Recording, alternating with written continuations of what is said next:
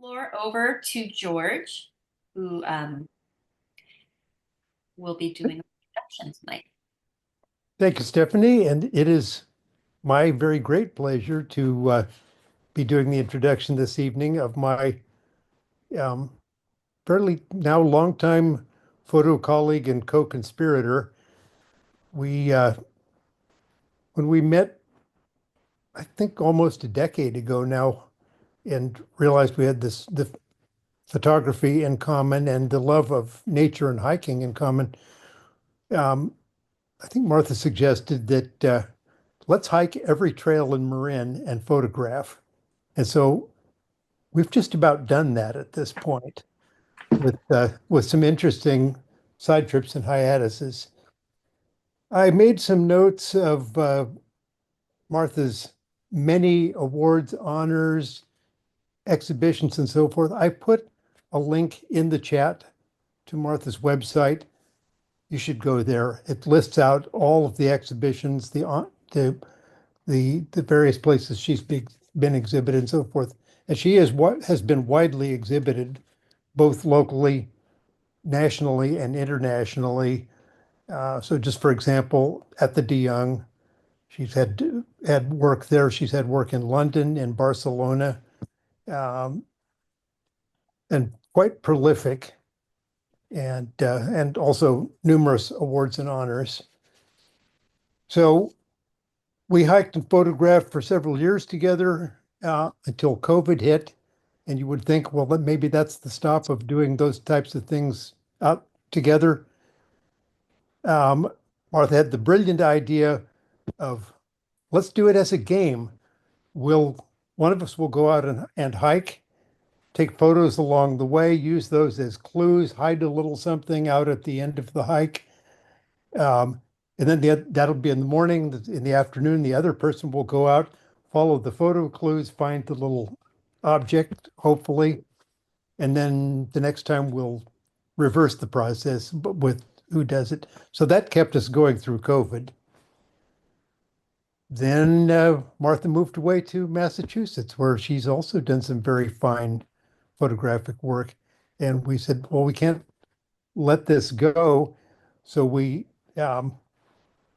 evolved the process of we'll go out at the same time and synchronize up, turn on our both of our phones with the video going, and we'll hike together but at a distance. And so we did that for some time.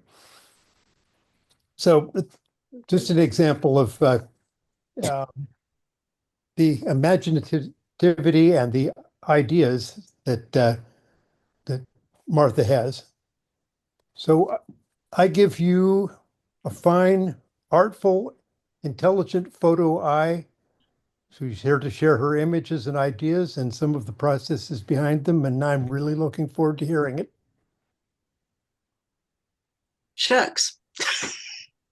I have to scrape my head off the ceiling. Give me a chance here. I forgot to mention, if you have a question about a specific photo as she's going, feel free to use one of the hand reaction button. You can raise your hand, and I'll call you out. And if it's just a comment, she's asked that you wait till the end. Okay. Yeah, questions, let's talk, comments at the end, if that's cool. All right, I'm going to share the screen. And let's all mute. Yeah. The name of this show I put together here is Know the Light. I got to thinking about, we've seen a lot of fabulous photographers and learned some very interesting stuff. And what can I contribute? So I put something together that I hope will be informative, and y'all tell me if it isn't. So here we go. Share that. This thing is called Know the Light, and we'll get that down off of that. And I'd like to discuss what I mean with a start. Photons. Photons are our friends. We love photons. So we have to learn how to work them So knowing how to work with photons is what we're all about. I'm going to show you a clip from David Lean's 1962 film, Lawrence of Arabia. This is an example of my idea of mastery of light. He's got a bunch of photographers under tents staring at the rising desert sun. Let's just watch this.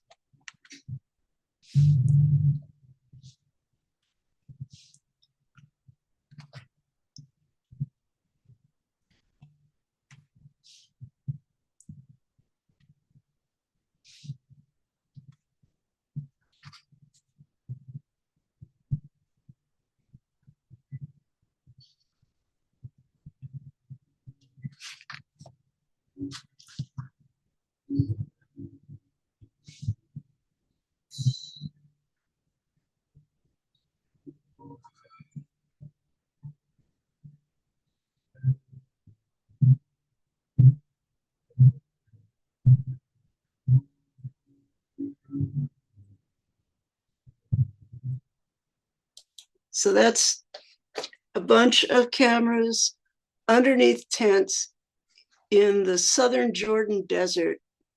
It's bitter cold. They're using 65 millimeter lenses. They're shooting directly into the sun. I have no idea what filters they were using. They've got to register a pitch black bottom, a horizon below the mid screen, and then the red orange light above the horizon, and then watch it all go from almost very, very wide open lens to so much light. I think it's fabulous. And this takes us into backlighting, because that's basically backlighting.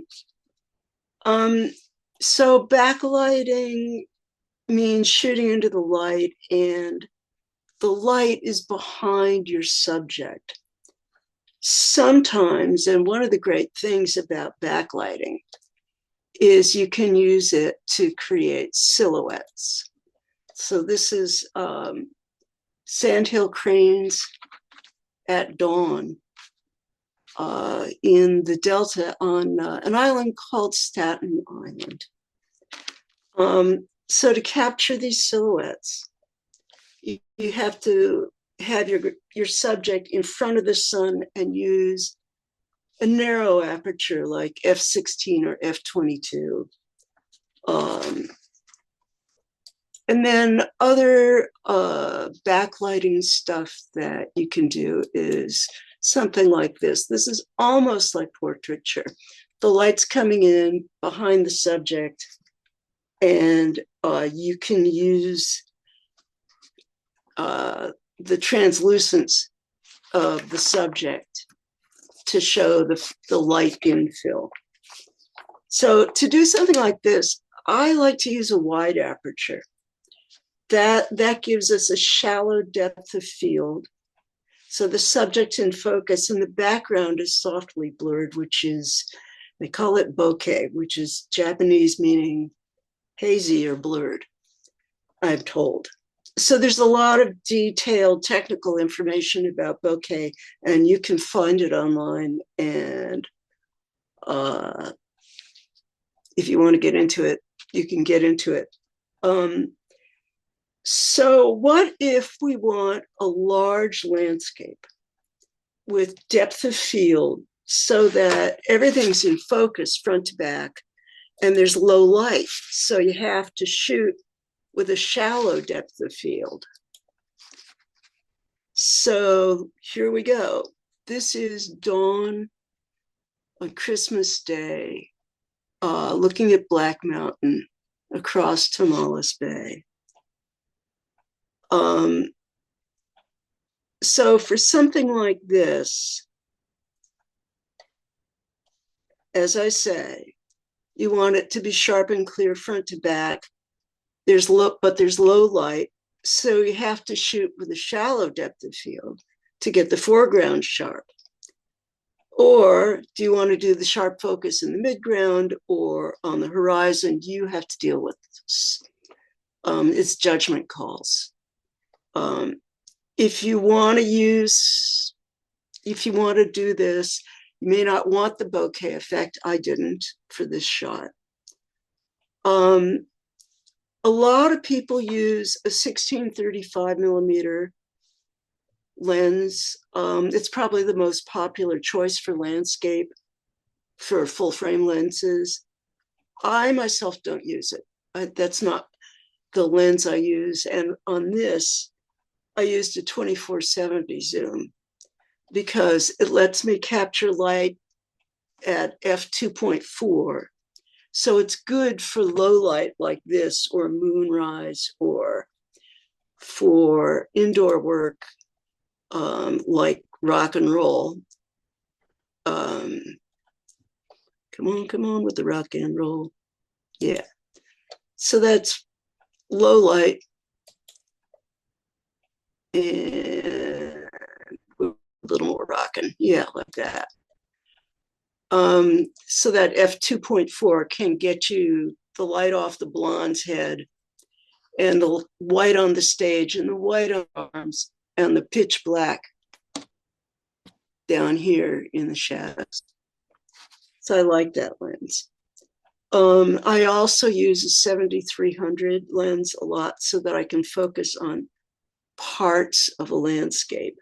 So another thing I like to do is with my 7300, it performs well in low light. I shot this egret at f4.5. So this is an example of low light and bright light and a fast subject. So I want to talk about some useful tools. I use a Sony A9 camera. There are a number of Facebook groups for different kinds of cameras. There's a Canon group, there's a Nikon group, there's Sony groups for different sizes of lenses.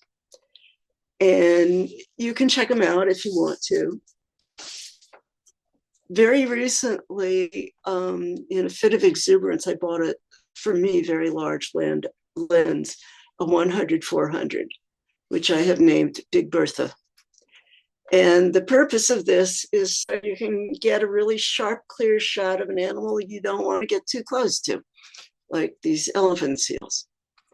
But when you get the shot, look, sweet face.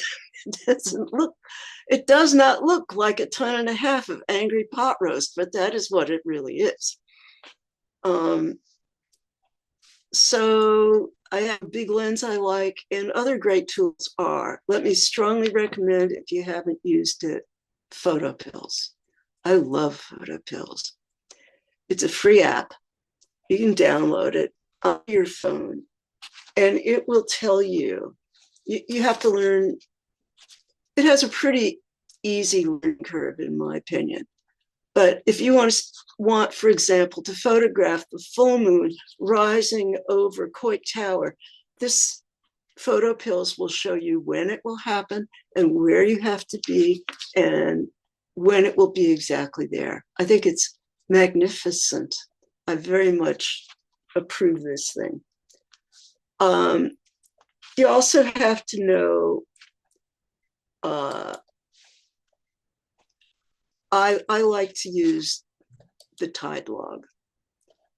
The tide log tells us when does the sun rise, when does it set, when do you get a low tide, when do you get a high tide. So, for example, I know that there's going to be a nice low tide on Tuesday, February 25th at about 2 p.m. So if it's not raining, George and I are going to go out to Duxbury Reef and catch the low tide and the tide pools, and that'll be fun. I want to talk about light and mood. So we know that light creates an emotional atmosphere. And I'm just going to run through some images, each one about 5 seconds. And I'm just going to ask you to look at the photos and feel the mood it gives you. And if you want to, you can name it for yourself. This is a lichen-covered dead oak branch. This is George at the old barn at Pierce Point, a jazz singer. A wild iris. The goofy great blue at the beach, looking down on San Francisco on a foggy morning.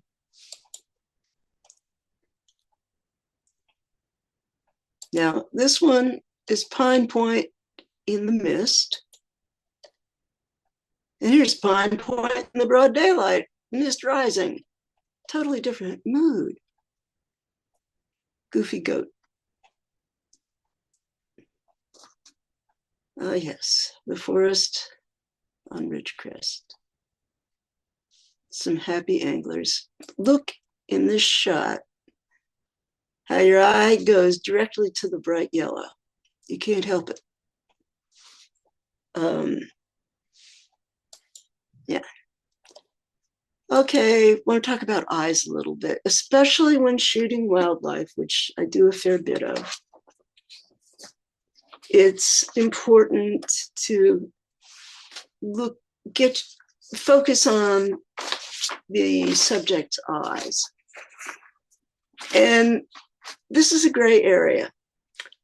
Rule 1, do not interfere with the wildlife while they're going about their business.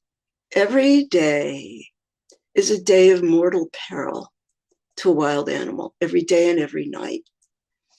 When they're awake and they're hunting for food and trying to stay awake and try to stay alive and avoid their enemies, whether it's a bird or a deer, that's rule 1. Don't be interfering. Rule 2, get their eyes, is a conflict. Because if they're making eye contact with me, I've interrupted. On the other hand, if they choose to make eye contact with me, and that's the rule I set myself, then that's their connection choice. And so I have the good fortune to have had some of these moments. And you can see that they're not all friendly moments, but they are all moments. A mule, I love her. Him, excuse me.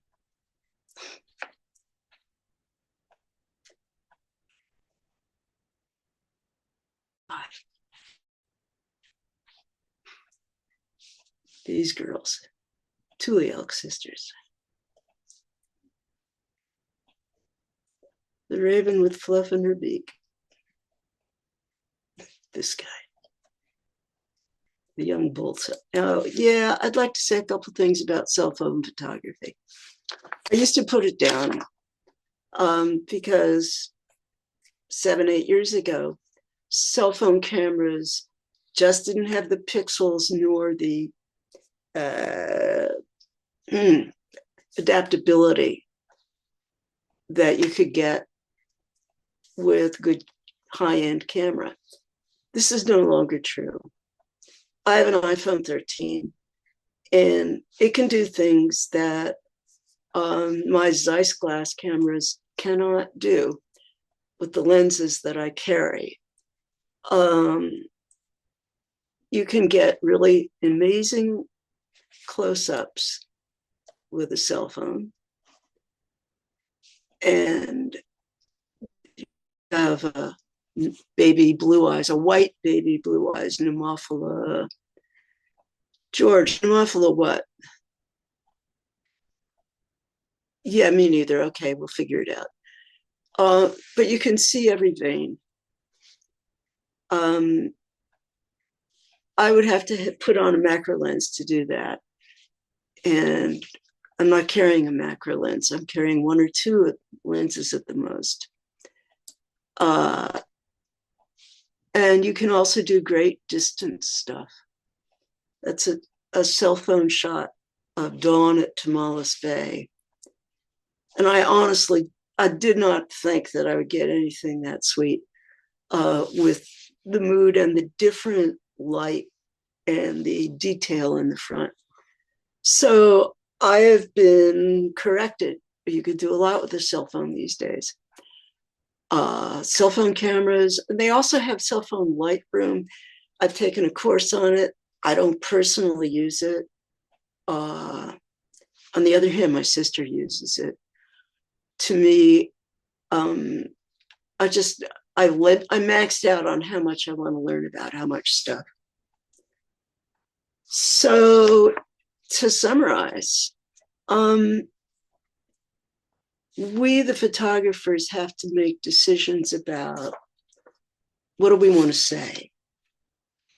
So we're the directors, if you will, of the image. We define the emotional atmosphere that we want to convey. Do we want to draw the viewer into a story or let the viewer be an observer from the outside? It's really, we're musicians, we're filmmakers, and we're enchanters. That last one, keep in mind, we're the enchanters. And one more thing. I have a show coming up. Ta-da!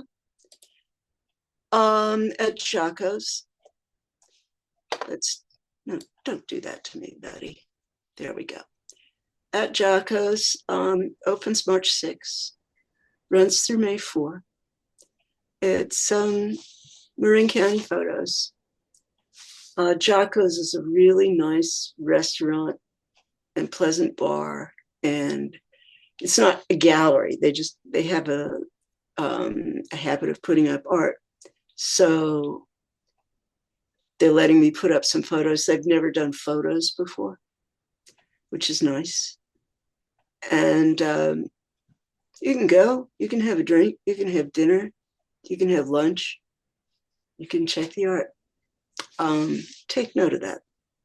March 6th. All right, questions or anything? And I'm going to unscreen share. Everybody can unmute and just freely speak. Martha, will you put that on our Facebook page? I sure will. Yeah. I just mentioned that or maybe I did when I was speaking before, but I did put Martha's website, a link to the website in the chat so that you all have that available to you. Thank you kindly. At the top of the chat. Thank you. So I have a question. Did you say you did that first landscape with a wide open aperture? Pretty in focus. So what did you focus on? Was it the mountain? Let's see. Let's go here. And the very first one, this one. Yeah, I shot that. Well, It was the second. The second one. Said you shot it with a wide open aperture. Yes, I shot it at f4.2, I think.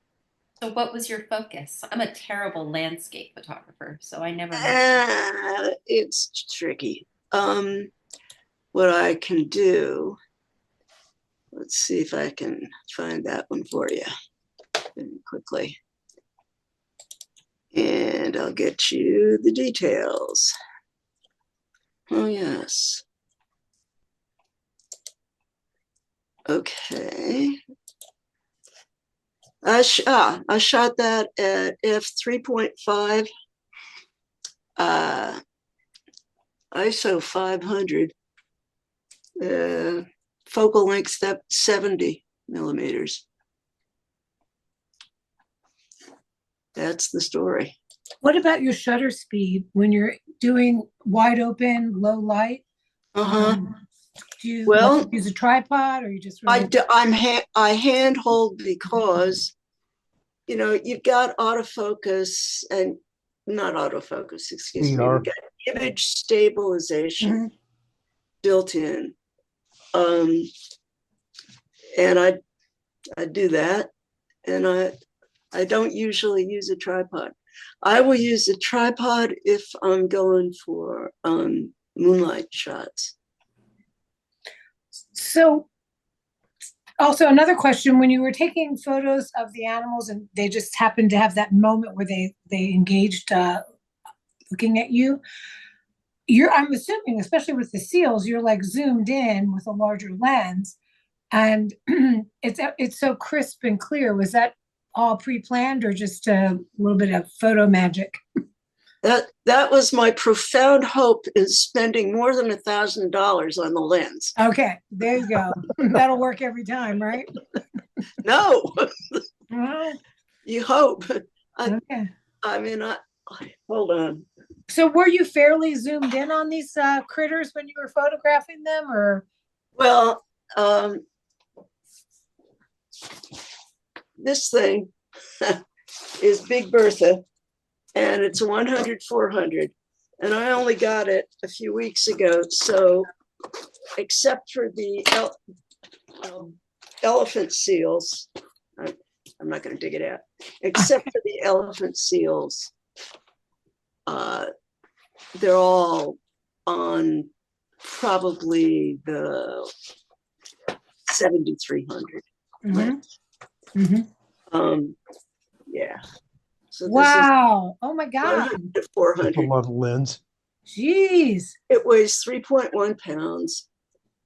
And this is nothing really remarkable for pros like Carlos Parada, who is carrying a 500 millimeter fixed lens. Okay, yeah. Or, I mean, some of it to me, my personal take on it is some of it's overkill. I've seen a blonde with a lens from my hip to my knee, and she's photographing the great horned owl who lives in the cedar trees right at the entrance to Kehoe Beach Trail. And there's no need for this. I can get a sharp and clear and right in the eyes shot of that owl with the 7,300. But if she wants to do it, it's her story. It's nothing to me. Mm-hmm. I just don't feel like burdening myself that way.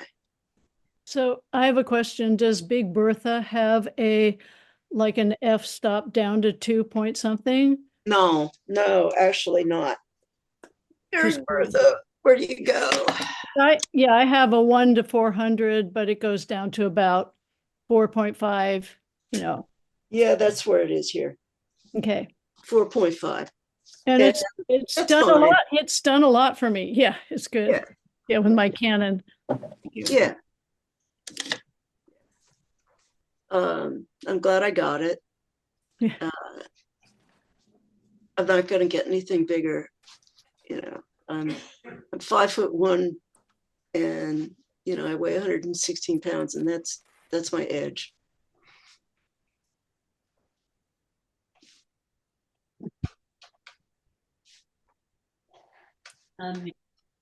Should tell about Martha. Why don't we go over the challenge, the photo challenge? Oh yeah, let's do that. Talk about it. Let's see. Let me find it. Where's Martha's photo challenge? Oh, here it is.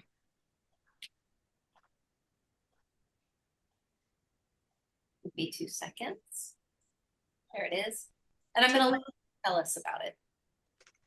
Okay. Oh. So, the challenge is photograph something in motion and make it as sharp and clear as you can. Now, there's only 8 days left in February, so it's not going to be rough.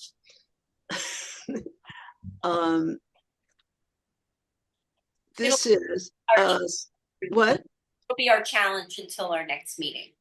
Okay. This is a snowy egret that I caught with a lot of good light. It was taking off from a roof ledge in the Mill Valley Dog Park, as I recall. George, is that where we were? I think so. Yeah. So you can see the settings I used. It was fast, and I was at f6.3, and I was at a pretty high ISO, but fix it in post. I just denoised it in Lightroom, and there wasn't that much denoising to do. It helps So to have you a lot can. of light on the subject. I'm sorry. It helps to have a lot of light on the subject for those. Yeah, it was a bright and shiny day. So you don't have to photograph a bird. You can photograph a car moving away from a stop sign, or a flower moving in the wind, or somebody walking. I mean, suit yourself. The idea is to get something in motion, anything in motion, as sharp and clear as you can. And then show us your settings. Okay. That's a fresh challenge. That's good. Thanks. Sure thing. And Stephanie, I'm fixing to go up to that show tomorrow. I need to finish pruning a tree, and then I'd like to get up there. Yeah, I need to get out there again. I was so stressed out when I was there that night. So Yeah. I need to go and actually enjoy it. Cool. One more thing. I hate to take any of Martha's time, but I wanted to just give a plug for our next speaker. Let's see. Share. Our next speaker next month will be Harry Williams, and he is quite an amazing street photographer. His stuff is quite interesting. I mean, this is just one image that I almost felt like I was speaking to to Cartier or something. I mean, he's so good. It's gonna be really interesting. I have no clue how he seems to have relationships with with the people he photographed. So that's next month. And let's see. Well, while we're talking about the upcoming, let me also put in a plug for y'all to come to the April session, which will feature my friend Adrian Mendoza, who I know from ages ago when I was Modesto's town planner, and he was the photographer at the local McClatchy newspaper, the Modesto Bee. But it's not all photojournalism with him. He's got some fantastic aerial work and really interesting abstracts, things that you really will want to see. And he is a master of the craft. He will be speaking on the 25th of April.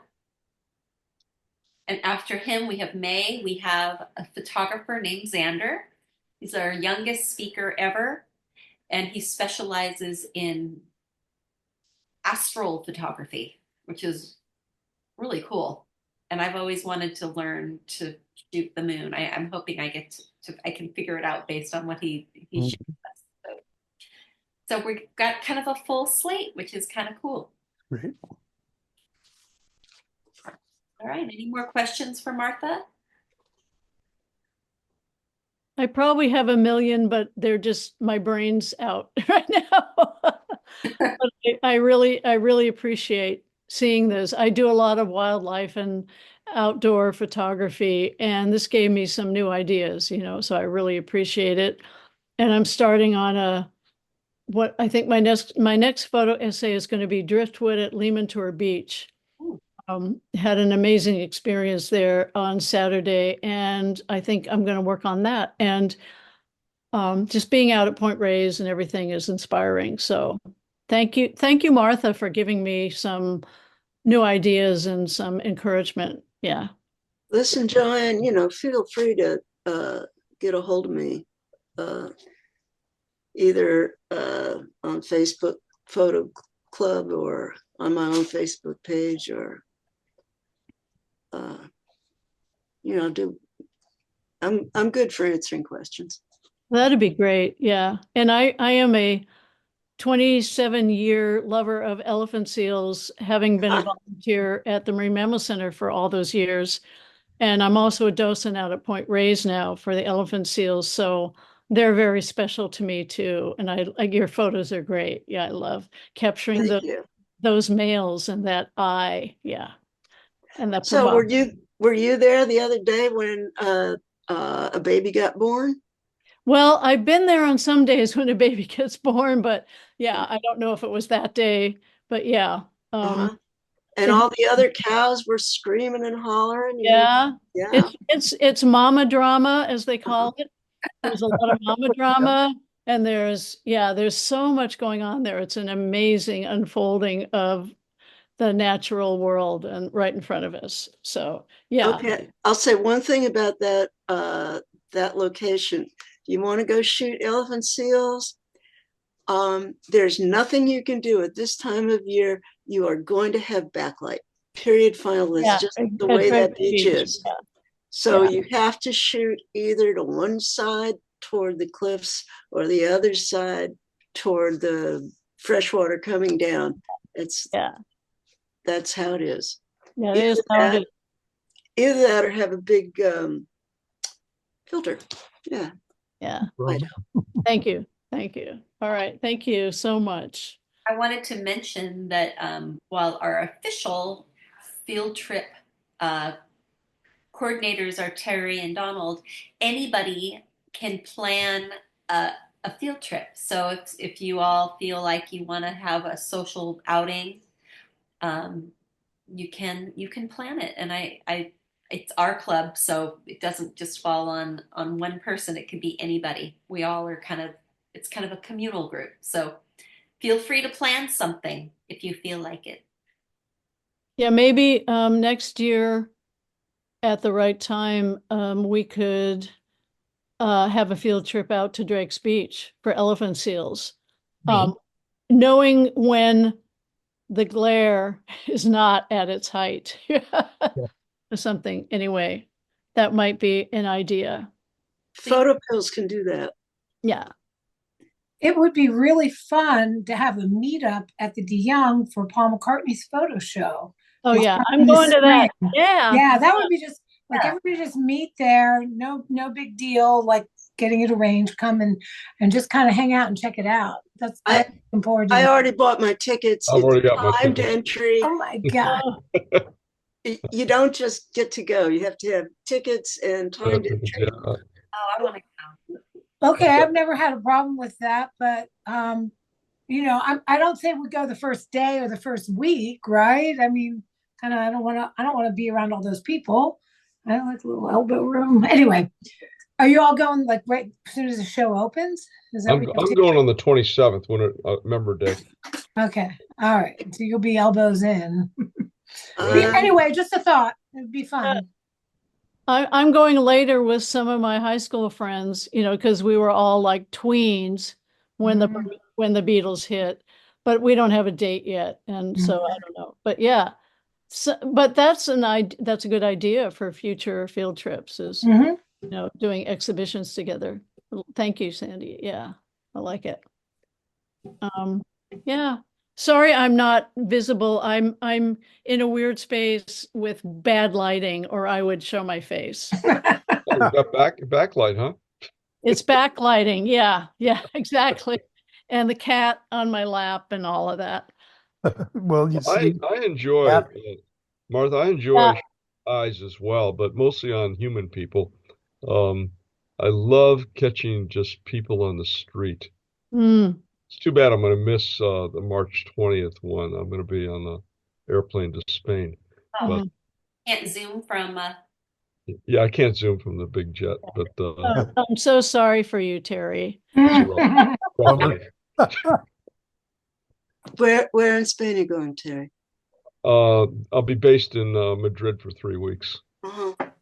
Yeah. Uh-huh.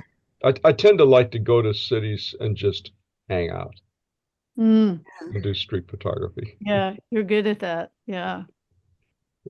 Um, Well, I was going to say also, I ran into a photographer in Benicia last weekend who does wildlife, and I learned from him about Bobcat Alley out at Tamales Point, which I didn't know about.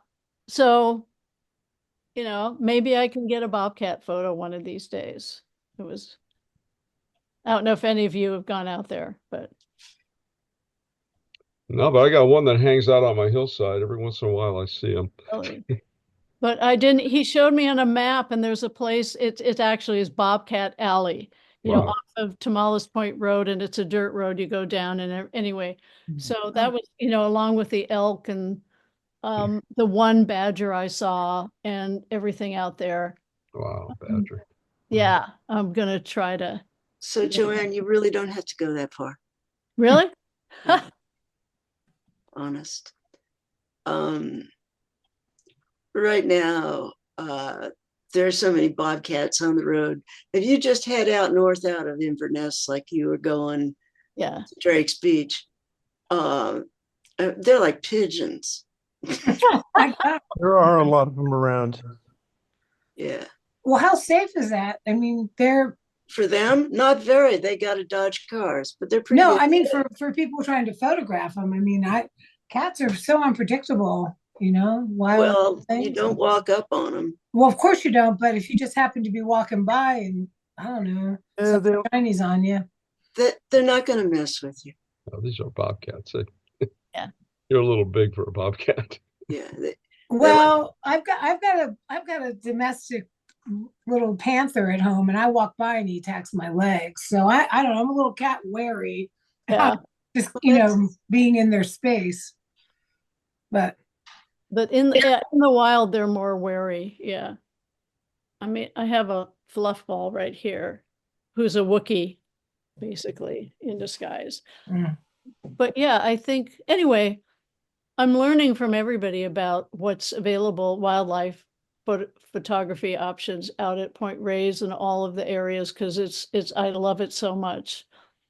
I'm passionate about that, preserving and protecting and enjoying that whole environment. So I appreciate anything you guys have to offer about, you know, where to go. I've gotten coyotes, I've gotten elk, obviously lots of elephant seals, whales from the lighthouse, so, etc. Joanne, where do you live? In Fairfax. Uh-huh. Um, are you anywhere near the Elliott Nature Preserve? Where, okay, I don't know. Where is that? Cascade Canyon. Oh, okay. mm. Then yeah, I am. Yeah. Uh-huh. Or the Sky Oaks Road entrance to the lakes on Mount Tam? I haven't done that one. I do go to the Las Colinas Sanitary District Oh, yeah. place. That's a great place for birds and sometimes river otters and things. Yeah. I saw otters there today. Did you? Yeah, great, George. We have them playing around in Pond 2.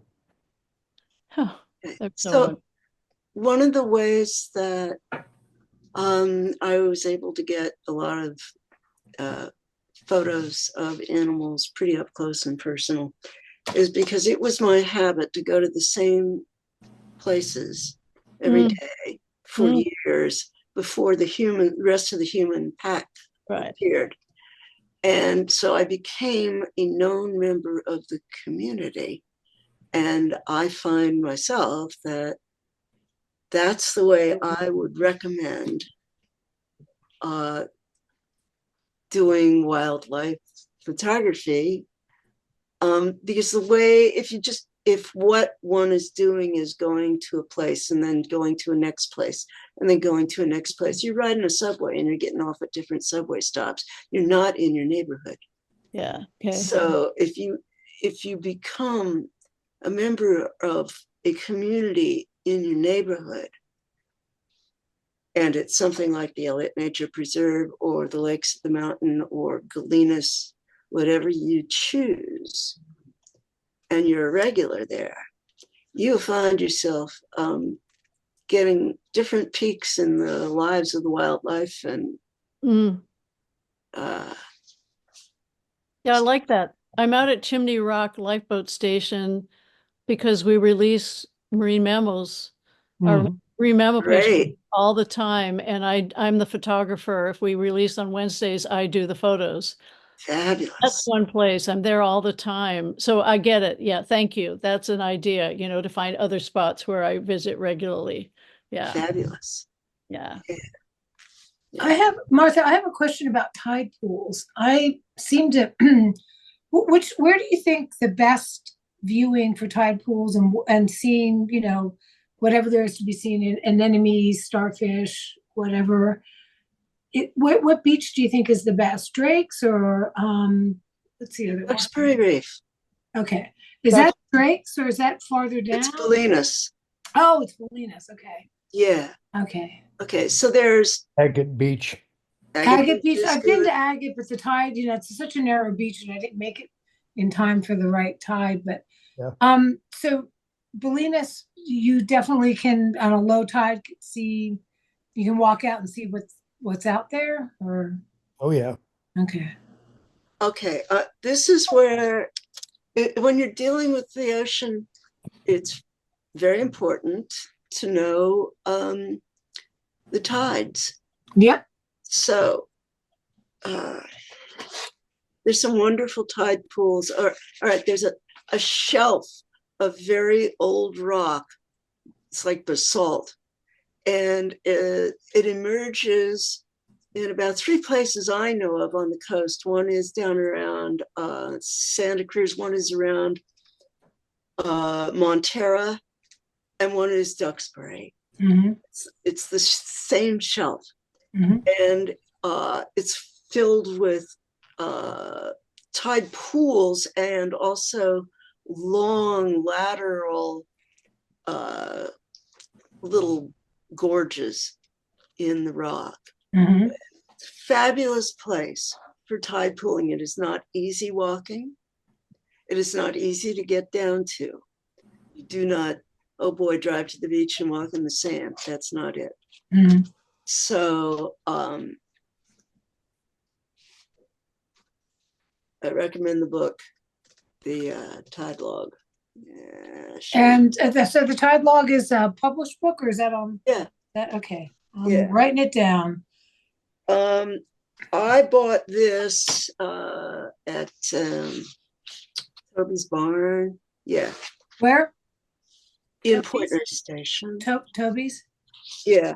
But it says here,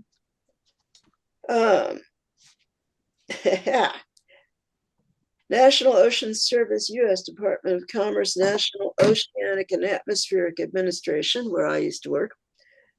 Astronomical data illustrated by M.C. Escher, Second Day of Creation.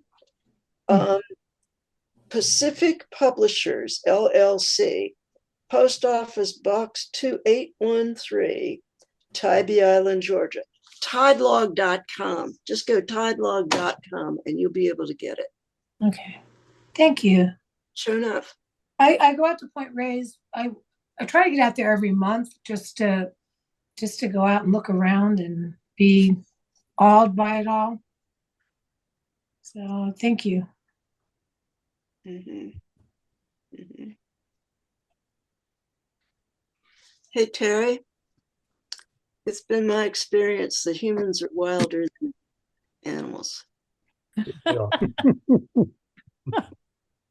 For making eye contact. I try to find emotion in people's faces if I can. Uh, Mhm. I do so many protests, believe me, I have a lot of access to lots of faces. So, Mhm. Mhm. and I prefer them to be candid. There's a habit of people having when you put a lens on their face. They either put their hand in front of their face or they smile at you. Yep. I don't want either one of those. Hmm. I did the protest in Marin County, and I usually avoid Marin because I do know all the people, and I had to tell everybody to stop paying Right. attention to me, stop smiling at me. So a couple of the shots after I told them that are actually in the show. Um, I one time I did go and I couldn't use anything for that very reason. Hmm.